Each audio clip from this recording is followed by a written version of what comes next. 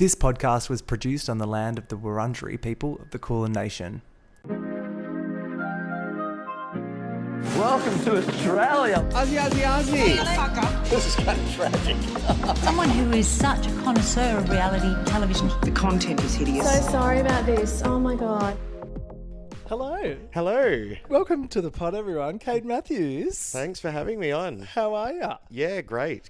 It's first time on, so I'm very excited. I know. And I was thinking, I'm like, this is going to be a little bit of a slightly different episode for our listeners. It's a sporty episode. It's going to be a little bit sporty spice, but look, that's the world we're in. Well, you know what? We've got the reality and the drama in sport all across the world. Well, there is, so, exactly. Yeah, Actually, hang on. So are you following the Winter Olympics at all? Do you fuck with that? Yeah, bits and pieces. Is there any drama this year? Besides, like, global politics, which we will avoid on this pod. There's a lot of political drama. Yeah. There's, a lot of Lindsay Vonn and injury-based drama. Oh, yeah.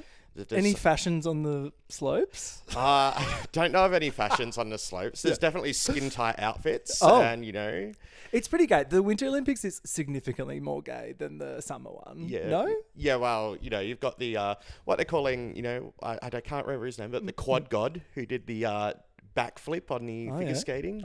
I know what I'll be searching quad god later this Google. evening. Yeah. And then also the figure skating. That's just like inherently the campest thing of all It's time. very camp.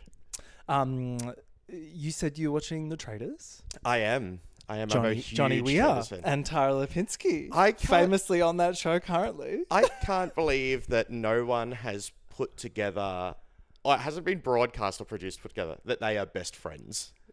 Behind the scenes. Oh no, they mentioned it a few times because they keep saying like, in this game you can't trust anyone except for my best friend. I'm like, well, that's a terrible way to play this game. No one's going like, there's an alliance in the house. True. And they're Actually, together. true. But maybe they're downplaying it like to everyone else. Yeah. Let's be honest. They're only on that show, all the reality stars, to fucking get some more airtime. What is it, like a 7-day or 10-day filming cycle? It's I wish I could do bang that. it out. Me too. I wish that was my life. Hey, fly me to Scotland. Yeah. You get to just like peruse the buffet. Yeah. Hang out with Alan. Maybe cross over with Claudia. I reckon he spends no time with them. Claudia, actually hangs out with the cast. Yeah, absolutely. Alan's like, hi everyone. I really wonder how many times they have to like film when Alan comes in after there's been a murder. Because sometimes when he comes into those outfits, people are like, it's hilarious. And I wonder how many times he just walks in and how many times they have to go like cut because everyone's just like, what the hell is he wearing today? Release the tapes. You're so right. Yeah. Because what we get is they walk in and everyone goes, wow, you look amazing. And I'm like, don't lie to him. There were a few Stop chuckles. lying. There were a few chuckles last week and I was like, is this from the outtakes? Was that the murder top? Yeah, it was.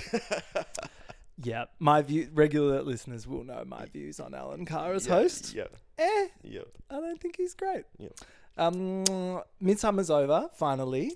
Congratulations / commiserations. Yeah, Midsummer is wonderful. It's also extremely busy. It is. I did see you from afar on Sunday. Yep. And I was like, will I say hi? But you were very busy. You're the second person to say that to me today. So I was just like, you looked busy. Well, so you're one of the guys I know that actually like is, you work in the sector. You're doing things. You're not just there to get shit-faced like I am. Yeah. So I'm always like, I'll leave you to do that. Yeah. A lot of people are like, are you having fun? And I'm like, look. You're like, yes. No, I usually say, am I full of queer joy? Yes. Am I having fun? No. This is like hour 8 of a 10 to 12 hour day that's hot. That everyone's, especially with the street party, everyone... That is just debauchery. If you have no idea what we're talking about, there is a third free public event on the gay calendar in Melbourne /NARM where we get shit-faced on the street. Yeah, and it's the thing that I really like about it, though, is it starts at about 12 for the stall holders and it runs to about 6. But much like a Saturday night, at about 3 o'clock, it turns. Oh, yeah. The witching hour. Yeah. So it's 3 a.m. normally, but 3 p.m. at the street party. Yeah. The flow of people interested in learning about the services turning to the people that are right there ready to party. And it's wonderful. I love that for them. But that's my time of being like, I've got to get out of here soon. It's turning. Got to get home. You disappeared. You did the right thing. Yeah. In other sports news, Super Bowl. Yeah. And by sports, I mean the halftime show, because that's all Yeah. I want to talk about, / all everyone wants to talk about. What did you think of Sexy Little Bad Bunny? Fantastic. Yeah. It did so well. It was visually striking. I wish I could have played some of the grass. The memes that are coming out now, like people, like it was like Jennifer Lopez was one of the grass people or whatever. I'm like, I love that. Yeah, I wish I could have just been the grass. Someone tracked their activity on Strava as one of the As grass. a grass so it has person? a little grass little loop around the stadium. Adorable. And it's makes fantastic. sense, because like otherwise, how the fuck are they going to bump that in and out in like, I don't know, Yeah, no time? yeah, it's Amazing. It was wonderful though. It was like I've traveled a lot through South America. Yeah. I went to my honeymoon in Mexico. I've been to Cuba. Amazing. Been Yeah. to a lot of things, and just seeing the little nods to Yeah. Latin American culture, the real wedding ceremony. We should. Oh, that was mention. real. I mean, I assumed as much, because we Yeah. live in a world where Yeah. No, it was a Shit real like wedding that ceremony. vibes. So, but yeah, my friends from Chile really loved the child sleeping over 3 chairs, which they just said was peak Latino culture. Yes. I have a close friend who's Salvadorian, and he was just living for all of the references. Yeah. White American women, though, very upset. I'm talking about Jill Zarin of Real Housewives of New York fame. Have you been following this at all? No, I follow a lot of my politics, so there is Okay. a lot of upset white women, but There not in is. the Housewives world. I haven't followed. So this is the Venn diagram that I appreciate, which is when things in the real world somehow accidentally make it into Housewives world, which is where I live. Yeah. And we all get very excited about it. But no, one of the Housewives, she hasn't been on a Housewives show in years. Yeah. And she was just about to be in a reboot, but I don't think that's going to happen now. But she did a video. She was like, it was terrible. I hated it. Yeah. What? There were no white people. Did she watch Kid Rock Excuse show, me? Yeah, of course. She would have been there to 'Cause- light her up. Because, like, Yeah. you know, if we can impersonate Kid Rock show, just have me Yeah. and, you know, we're good. Oh my God. But of course, that's like spiraled out of control, and she is just like done for now. Even her children, who like now run the family business, have like done a statement being like, this business does not endorse these views. I'm just like, yeah. I love when you have to have a statement that distances yourself from your parents. From your own mother. who has sort of set off this, you know, like income flow, and you're like, our views as a family and as a business. I love the delusional, deranged nature of the Housewives. Yeah. However, sometimes you're like, in what world did you think you were going to post that? And everyone would just be like, oh yeah. Yeah. Good view. Like straight up racism. Yeah. Not even a little bit racist. But not even that. It's not even like a lot of that, like Lisa in in Traitors said, sometimes we just say stuff because we're in housewife mode. Yeah. And that stuff is stuff that might trigger people, but not necessarily stuff that is just outright racist and rage bait. Like, there's this line. So, I don't know. Were they in housewife mode and just kind of went off the deep end? Yeah. Or was it a bit of just an insight into the real person? Like, Totally. I mean, look, with this one, we all knew she was filth anyway, but it's like, nice to have that confirmed now. yeah. And I think any thoughts of the reboot happening Yeah. for her anyway. I don't know if they started filming it or what, but like a different network picked it up, and no one's going to want to touch that now.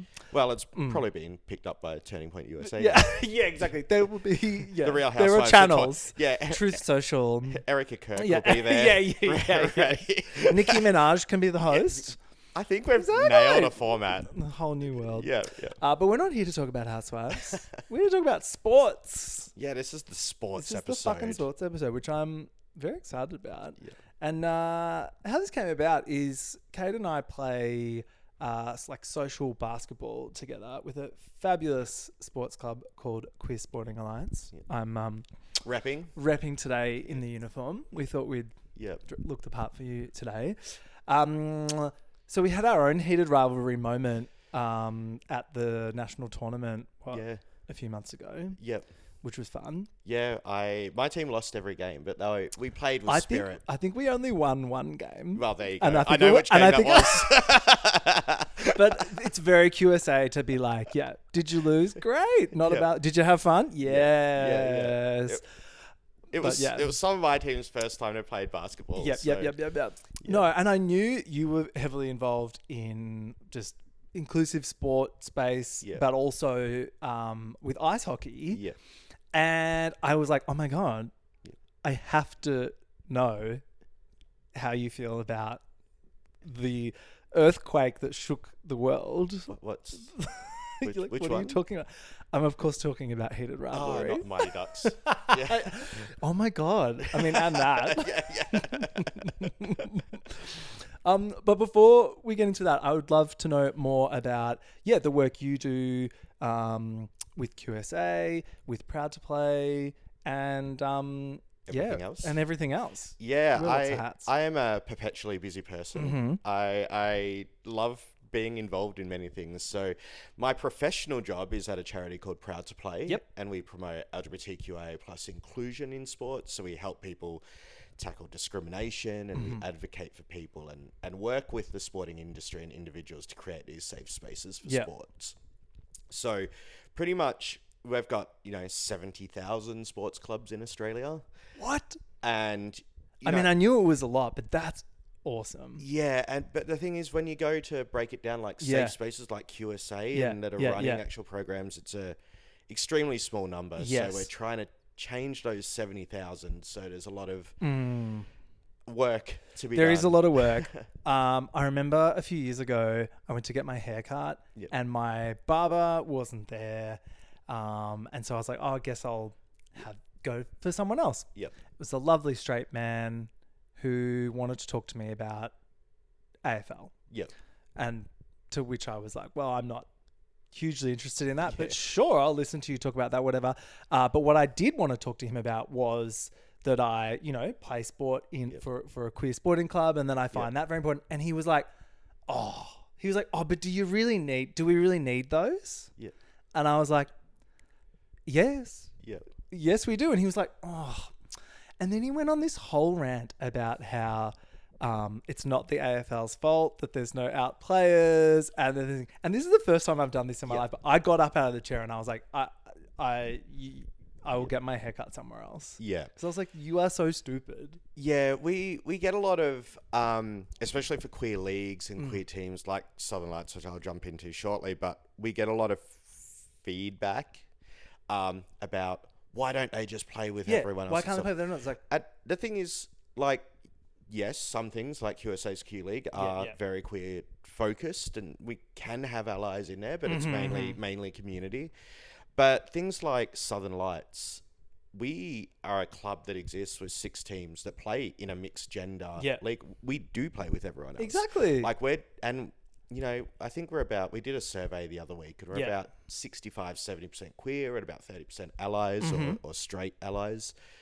So, like, we do play with everyone. There are allies on a team. They're welcome to join.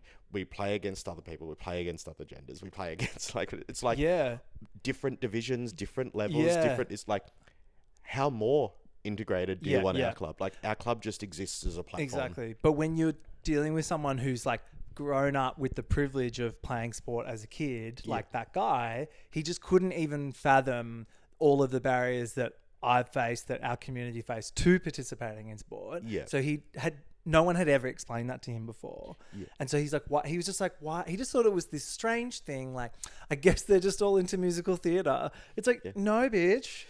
Well, this is also when I break it down. Like, we get this argument often, especially with AFL, that there's all these players. Like, some of us like to apply to, if there's 10% queer people in our community, there should be 10% in the AFL and so on. But really what happens is you might have your 10% as kids, and then as they come out, they drop out. there's bullying, they drop out a bit more. They get a bit body issues, body dysmorphia, stuff like that, drop out a bit more. So by the time you get to the pointy end, maybe you're talking like 1%, like in reality. Wow. So there's players that exist, but except for rugby, in which I assume everyone is gay. Oh yeah. In my fantasy. Shout out Melbourne Chargers. Not just that. I'm talking. Every time I'm watching that, I'm like, Are you sure? Are you sure? Grabbing a lot of butt in that game. But but I'd love to know, like, so Proud to Play, like, it's this huge mission that you've got and an incredibly, like, incredible work that you're doing.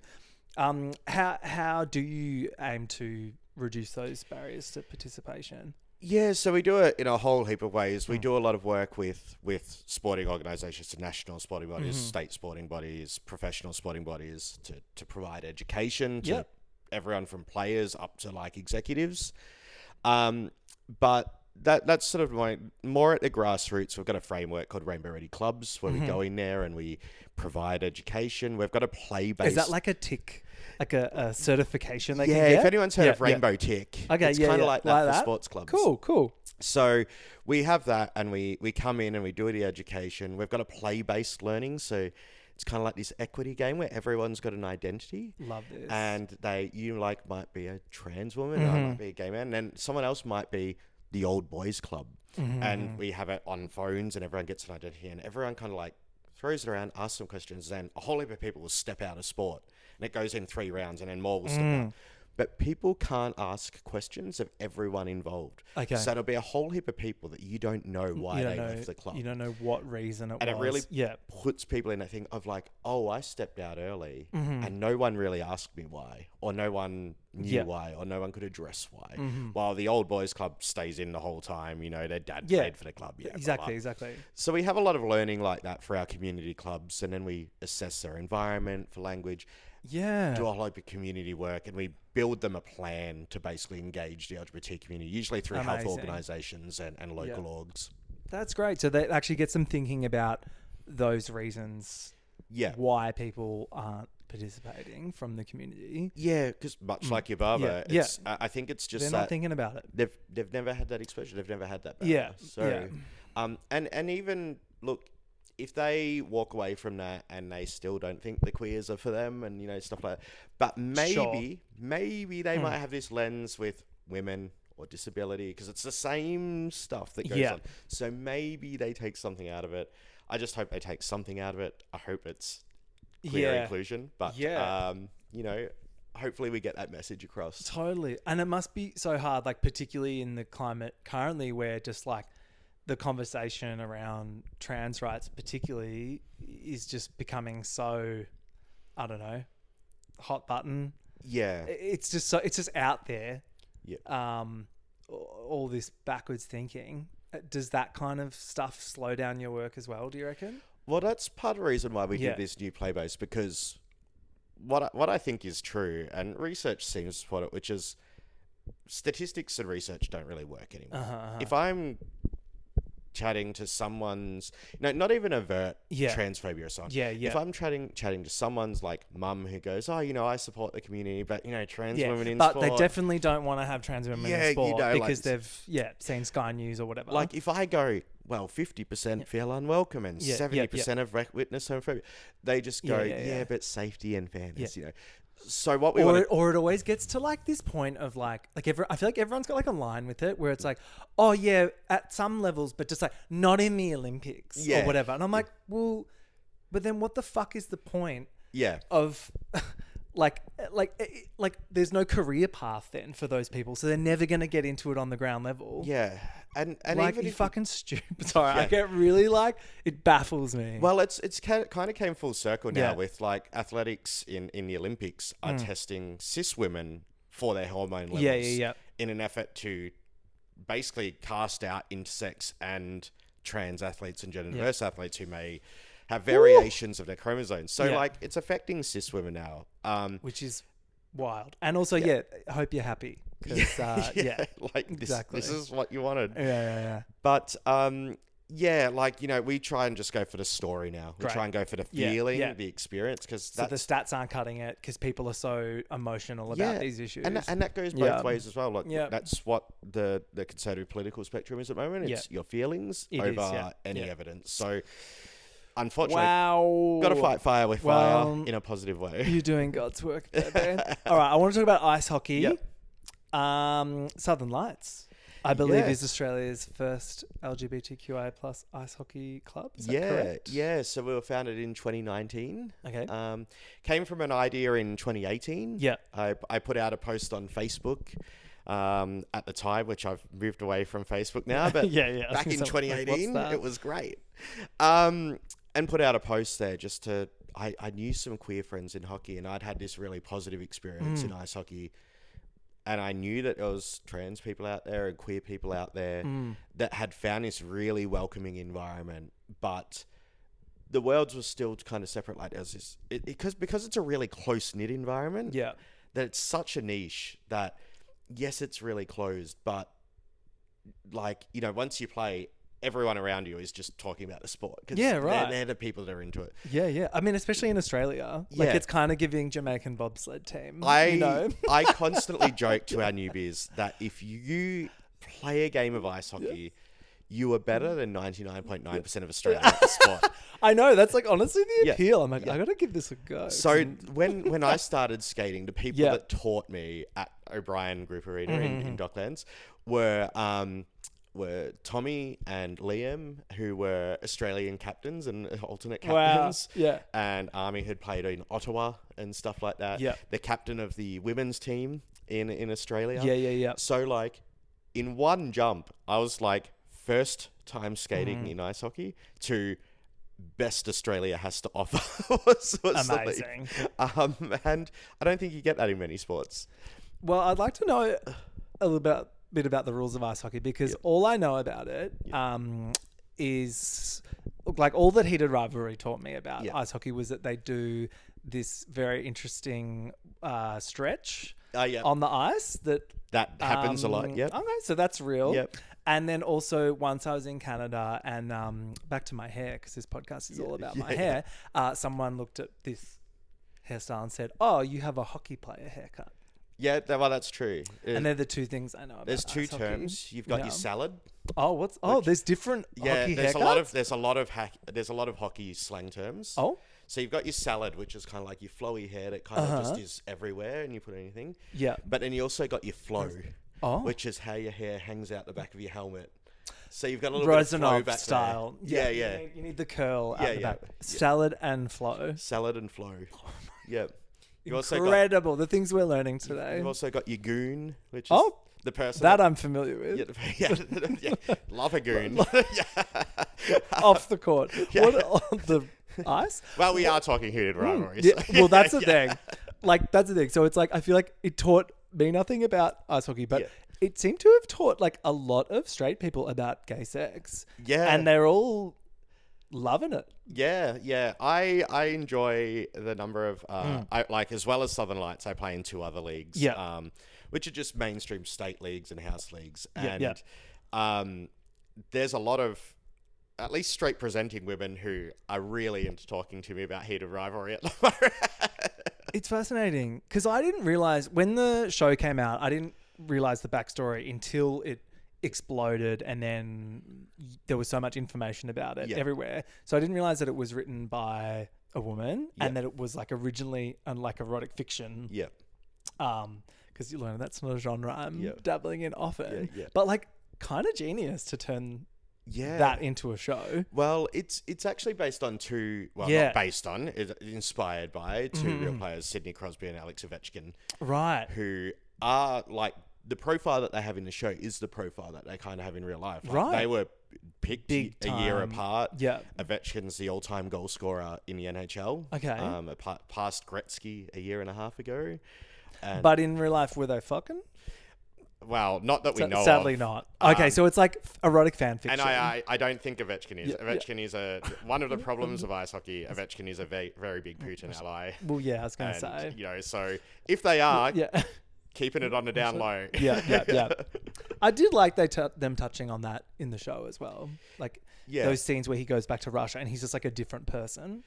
Well, I think that's really important. And I was writing about this the other week because I'm glad the show presented that, because one of the common threads that we even have in Australia talking about AFL players coming out is everyone will be there for you. Everyone will support you. And like that arguably may be true, may not be true, you know, in Australia, depending on culture and blah, blah, blah. But, you know, when we look at examples abroad, like coming out as someone who's Russian in an international game, like Russia has an insane history with ice hockey. Like they've got, in the 80s, they had, 70s, 80s, they had training camps for kids from 4 years old where they'd push tires up hills all day and like go for 15 hours a day and sleep. Like it was ingrained into their national culture. And when you've got family and it's, you know, state sanctioned violence against queer people. Yeah, right. Like your family's not safe. Your community's not safe if you do these things, if this is found out. So like there is a level of real violence that stops not just Russian athletes, but other athletes from coming out. It's big time. And it's not just them, it's family. You know, they can't get their cousins and their family and everyone out of Russia. Yeah. It may be direct family, but, you know, but then every time you, like, let's face it, Russia even internationally has been known to harass people in various ways overseas and stuff like that. So it's not even if you're out of Russia. It's a really big risk. So I'm glad they at least touched on that trait and personality, because that shows the journey. And even more locally, like Joshua Cavallo, who came out a number of years ago. I speak to Josh occasionally. Josh gets regular death threats still. Josh recently came out and said that they were forced out of their team due to homophobia. So wow, right. Even without the international angle, like it still exists in Australia in different ways. It's massively risky for people that have a career that might only go till they're 30. Yeah. I'm interested. So you grew up in Australia. Yep. I'm interested how you found ice hockey. Yeah, so I grew up in Traralgon in the Thrivaly, so you know, coal mines everywhere. You know, very you know, alpine. But you know, it was a big footy town and stuff like that. I have told this story before. I tried playing footy. Yeah. Under 10s, I did a lap around the oval, then came back to the car and complained my legs hurt. Yeah. So, you know, there's hope for everyone out here. My dad took my brother and I to one Auskick. Yeah. My dad was a football player. Yeah, yeah. And we both said, sorry, not for us. And he was like, yes. He was like, I tried. So I played badminton in high school. Well, that's... I got up to a state level. So, you know, pretty much as far away from ice hockey as so you've had the competitive spirit, though. Yeah, that's been there. But while, you know, I was you know, didn't at the time, I was a queer kid, but you know, I was definitely a nerdy kid growing up, and I would, you know, kind of high achiever, flunking out of school, skip school a lot. Yeah. And one of my friends' places where we used to go had on Ostar at the time. Yeah. Had ice hockey on. We used to watch it. You know, there'd be a game on at 11 a.m. on a perfect time to... It was all the gooning. School. It was all the on-court gooning. Yeah. I saw the gooning, and it was... That's for me. Hang on, what is gooning? I don't think I asked. So a goon is slash enforcer is the guy who fights on the team. Oh, it's a position. Well, it's not an official position. Okay. And it's like a vibe. Yeah, so there's people that... It doesn't happen so much in modern days, but in the 80s and 90s especially, like you'd have a person on your team who, if you had someone else that was being bad on the other team, that their job was to basically get on the ice and beat the shit out of the other guy. Oh, fuck. Like that was their thing. So it's basically the most violent person on the team? Like, or the most intimidating person on the team? There was guys basically employed to fight on the ice. Wow. Okay, right. Yeah. There's a great movie called Goon with Sean William Scott, which is probably his best acting role that he's ever had in his life. My God, Sean Williams. That's a name I haven't heard in a while. It's actually a brilliant movie. I highly recommend. But that's what the role is, the enforcer. Yeah. So you got into it from watching it? Yeah, and then in my own journey, I didn't play sport for a number of years, and then I had a relationship breakup, and came to terms with my queer identity at the same time as that, and stuff like that. And I was in a really, big depression at that time. I always joke that one of my friends came around to my house one time, and I had like a 6-pack of beer and cheese in the fridge. And that was it. It's just like... That's the international sign of depression. Don't look in my fridge on your that's way right. out. So I eventually got to a point where I had to do something. And I'm always one to do something a bit different. And I had lessons, because no one really knows how to skate in Australia. They had lessons, and I signed up, and they lent gear out, so you could just use the higher skates and start learning. And it was kind of expected that you buy as you go.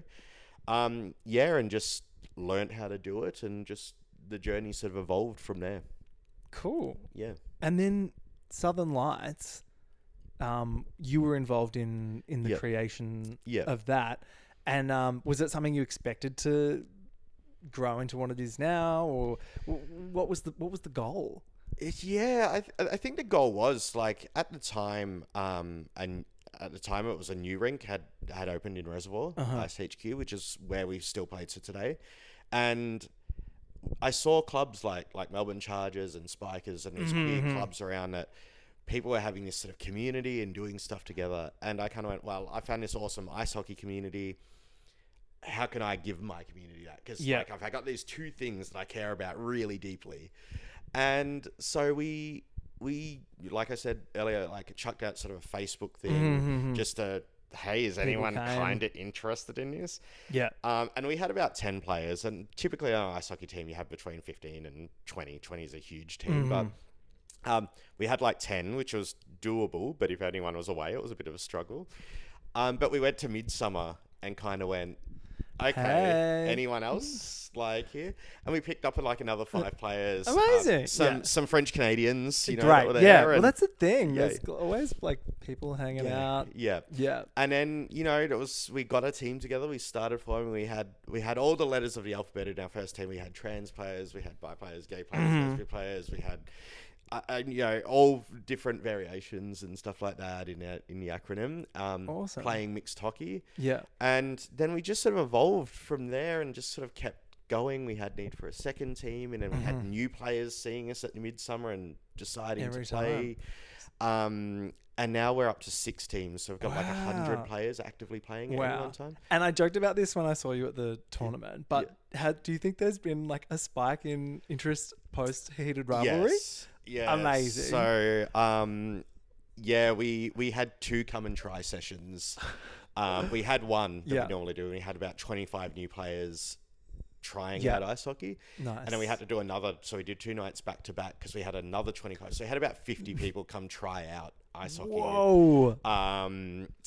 Just for the first time. And now a lot of those players are going into the hockey academies because we sort of recommend they go learn to skate first, because it's not something you can just run you around can't to. just So next season that we have, we sort of expect this influx at the sort of lower end of our teams to come in and be their Rosanovs and Hollanders. And, Well, I was going to say, like, these lookalike competitions. Yeah. Fantastic. I was like, if half the people that were at that, are rocking up to your doors, like, amazing. I've lost count of a number of Heated Rivalry dance parties at the moment. Oh, club really? Nights. There's only look, as much as I love that remix of All the Things She Said, there's only so many times I think I can hear it again before I'm gonna unalive. I've heard it a lot now. Oh yeah. It was even in something else. I think it was the Olympics coverage for NBC. Stunning. No, it was a Super Bowl ad for the Olympics that used that song, and I'm like.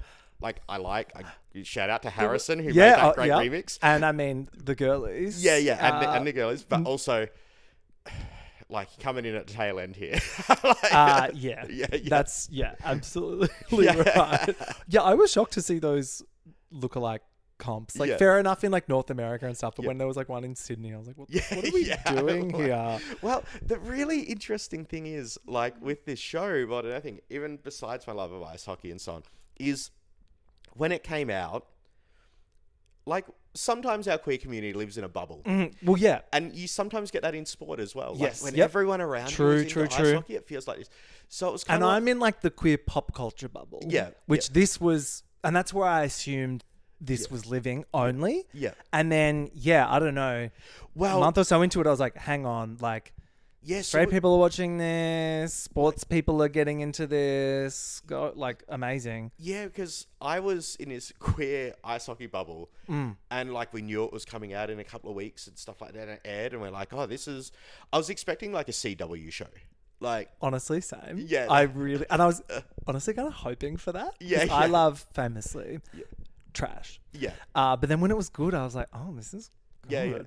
But when it like came out and it was Yeah. like it was kind of like, especially it won't go into too much in the first episode. But like it was very, very sexy. I'm like, look, the representation is fantastic. Yeah. and I like the that this is- representation being Yeah, I was like, ass shots. yeah, absolutely. But like, don't see this on much else, and great that they're just going for it. Well, that's like honestly my biggest praise of this show is that so much like queer themed media, and I'm assuming this is to like get it over the line or whatever. They'll like there will be some sex scenes or whatever, but they really make you wait for it. Like you gotta sit through like 5 episodes of them just like looking Will at they, each won't other. they? Will they? Won't they? And then they fuck, which Yep. is not very realistic for anyone in Yeah. our community. We're not really about that. Yeah. So like watching this show and like there's full penetration within the first like 2 minutes, I was like, this is for me. Yeah, yeah. And the thing was like it wasn't that far of reality for like many No! hookups and stuff. It was like, Yeah. let's go. Like, Yeah, come you to can the hotel tell. room, Yeah, like- you can tell. Like Yeah. there's eye contact. There's Yeah. Yeah. There's like a whole language of cruising that Yeah. I believe they do quite well on this show. Yeah, and so it like when it still had that, I'm like, okay, so now all my queer friends are talking about it, or at least the queer friends that are definitely hockey at the start. Yeah. But it took me, I reckon, like January, probably mid-January, before I kind of went, oh, no, this is actually big. Like this, because it just felt like it's everyone just like it was in my ice hockey bubble, then it was in my queer bubble, and then it started merging out of there. But then it was like, oh no, this is a thing. Yeah. And I'm fascinated with fandom. Yeah. And how like fan cultures, appear and thrive. Yeah. And when they start to mobilize is my favorite part. And that I didn't realize that had happened until so doing this podcast, I put clips out, little bits from the episodes, and I put one up on TikTok a little while ago with me and a guest, and we were just kind of saying, we were laughing at, because this was when the show started getting all of the this media attention, but it was like all insanely positive, and some of it was like, I thought a bit of a stretch, like some of it was like trying to say that the show had like pushed all these boundaries in terms of like body representation, and that was the bit I was like, I don't know if I agree with that. I don't see many baristas like Kip though. No. Yeah. But like that was, and so we just made a little 2-second joke about that, and I had people coming for me in the DMs, in the comment section was like, well, no one agrees with you, and blah, blah, blah. And I was like, guys, I was being like, of course this show is important. Of course it's moving the needle culturally on, a really important space, which is queer people in sport. We're never fucking talking about that. So of course that's awesome. I just thought it was pretty funny when they started also being like, oh, and it's done this and it's done that. And I'm like, guys, calm down. I have sort of, been on the record, like I've said that it's probably one of the most important shows that we've had for a long time. But I do give that a caveat of like, get through the first 2 episodes or 3 episodes, because they are very adult. They are a lot of fucking, like, a lot of fucking. Like, but the stretch home in the last 3 episodes is top notch. But incredible. But it like the scale up. Like when I'm telling people to watch it, I'm like, you have to get through those. Like the whole thing. It brings it home. Trust me, because the last 3 episodes are fantastic. Yeah. But there is a bit of a, like, when people were hyping up in the first couple of episodes, I was like, look, I love the representation. I love seeing this. Yeah. But also, there hasn't been much story yet. No. I just think as well with the cast, they're all excruciatingly gorgeous boys, right? And yes, I will be asking you who you choose shortly, so get ready. But I just would have loved it if there was one kind of, because like, I don't know, I haven't watched that much hockey, but when I have, like, they're big hairy dudes, which is kind of my thing. So I was looking forward to that. And then when they were all just kind of like hairless and shredded, I was like, nah. I was like, come on, can't we have one, you know, actual like hockey player looking guy? Yeah. Well, you know, if they had Ovechkin, who the real player Rozanov is based off. Ovechkin is a bearded, graying Russian guy now. I wanted some more facial hair. I'm not gonna lie. Body hair. When he won the Stanley Cup, the NHL's biggest trophy, he'd been trying for like 15 years to win it. Yeah. And he went on like a 5-day bender, and for about every day when you woke up, it was like, what's he doing? And he'd slept with the cup. He'd been at the club. He'd been in Vegas holding it up. He'd swum in fountains in Washington, and people were just like following. He did a keg stand on with the cup and drinking out of it. They dropped it off a bus. Like God. Like it was just waking up everyone going, what's he up to? But like hairy Russian guy. Yes. Like, I'm drinking. And I'm trashed. I get like, it's television. Yeah. I get it. And, you know, we need everyone to be gorgeous. But I did hear that old mate, is it Connor Story? Yeah. Like worked on those cakes for months and... well done, because apparently that's the thing. Even big, for months, hockey boys have big asses. Is that right? The hockey butt is real. Hockey butt. Always wearing 3 jeans. In around this area is always holes in jeans. Amazing. Yeah. So they got that part. Right? Yeah. So out of the 4 lead boys, who are you smashing? Scott Hunter. Same. Yeah. Yeah. I just like. And that was when I told people that, they were all like, "Really?" I actually reckon Scott Hunter's moment is the best moment in the show. Yeah, me too. Yeah, that's he's kind of got the best part in it, doesn't he? Yeah, like obviously that was the high point, and then we kind of went down for crescendo to go down. But like there was a moment after that show of like, almost because I'm so involved in the sport and the space, there was a bit in my head of being like, so good to have a player come out on a national stage and like it was kind of like a little bit of like whiplash of like, it was a TV show. It was like and I knew that scene was where I was like, okay, now this is properly an erotic fiction vibe, because this is so fantasy, but like that's what I loved about it as well. It's like they were kind of like this is never gonna happen, but like let's pretend that it does. Like, you know, that's a beautiful escapist thing, and it happens in the biggest moment in the sport that this thing happens. And also with the pre-work where he's kind of struggled with being out, and to just be like, this is the moment, you know, to do this. Like it was. I'm a big fan of Wolf Parade as well, whose track played over that as well.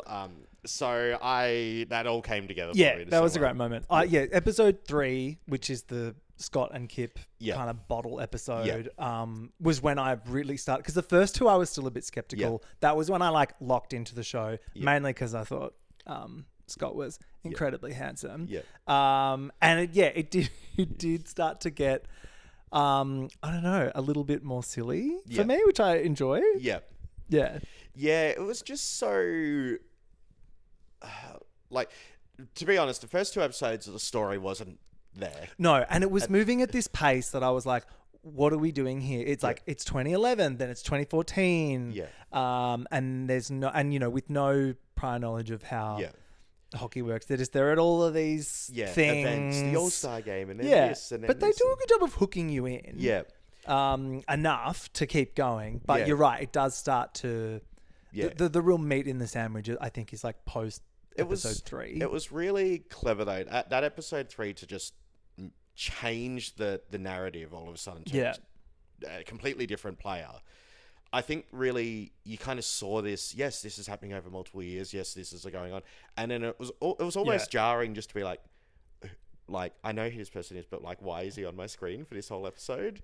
You're like, where are we going? But it kind of shook you out of the pattern of the first two, and then kind of, I feel almost reset. So you had a bit of pre-work done here, and then you kind of got reset, and then you kind of moved forward again. Had you read any of the books?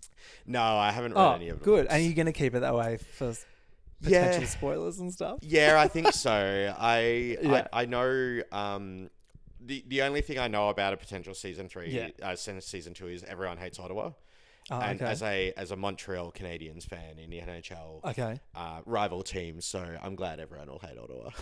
Okay, cool. So that's gonna make it. That's gonna make it. I don't want to spoil. No, don't.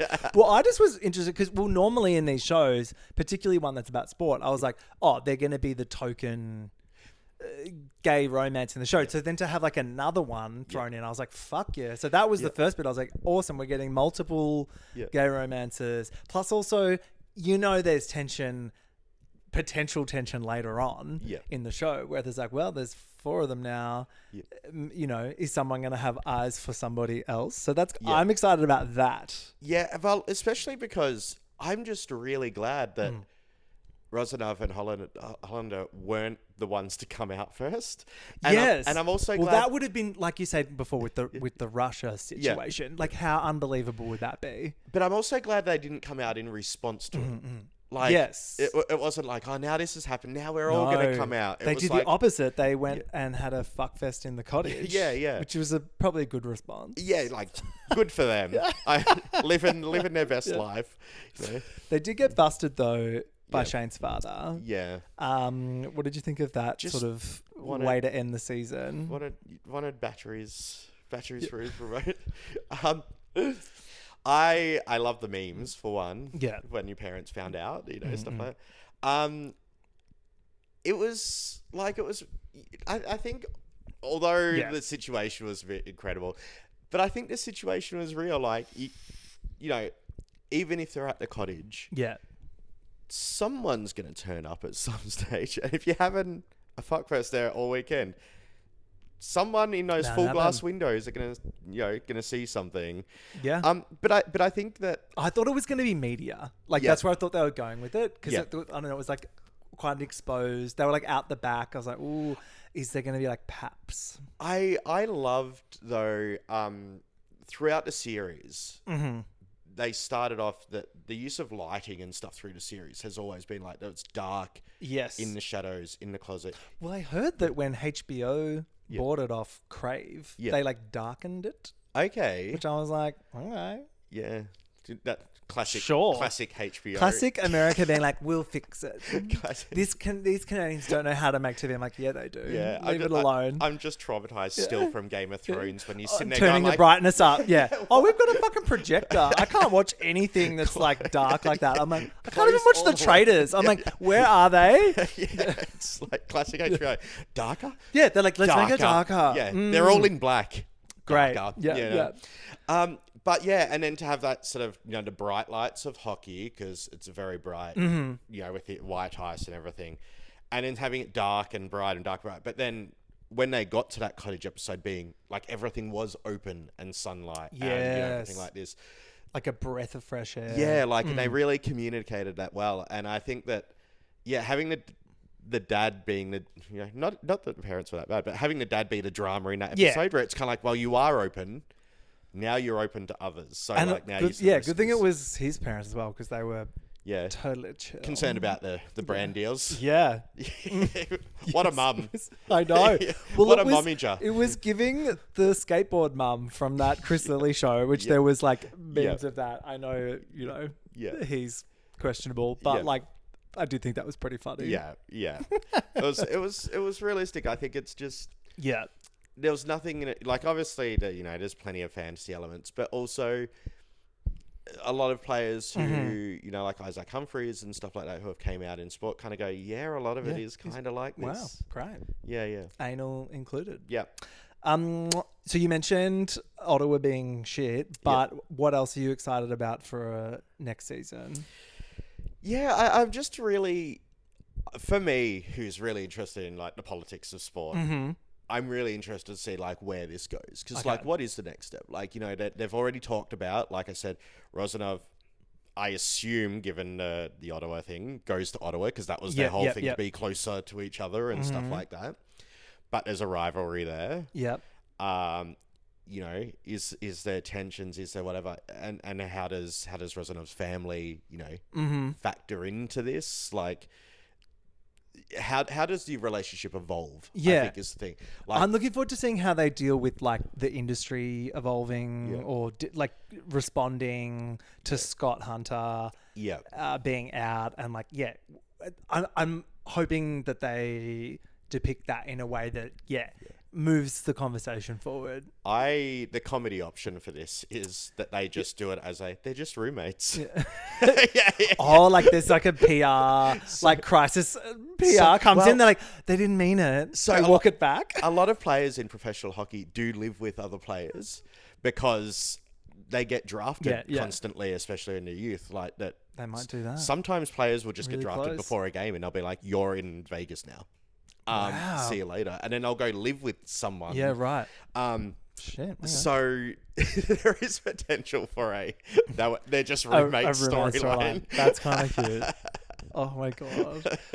Well, either way, we're definitely getting more of it, and I wouldn't be surprised if the next season is substantially longer as well. Maybe the mum will become a real housewife.